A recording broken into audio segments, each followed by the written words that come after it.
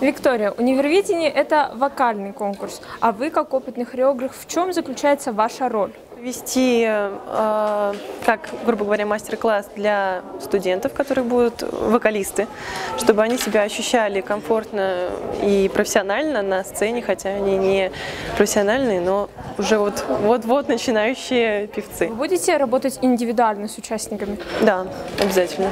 Как будет проходить подготовка и чем будут заниматься участники в эти 3 дня конкретно с вами? В первом, я не буду говорить по дням, а это будет, думаю, раскрепощение больше.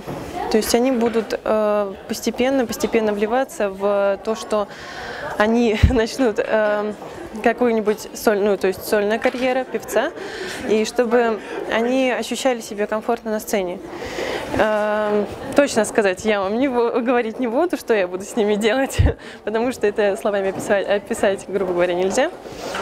Так что вы все увидите, весь результат наших страданий, стараний вы увидите. Как вам в целом идея проведения конкурса универвидения?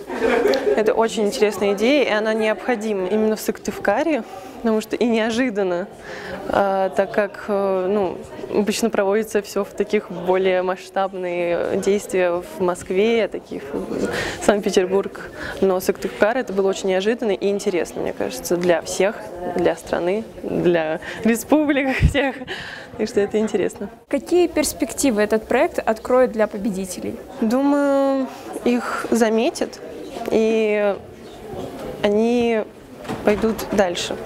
То есть они выйдут в большой мир, скажем так. Привет из снежного Сыктывкара с универвидения.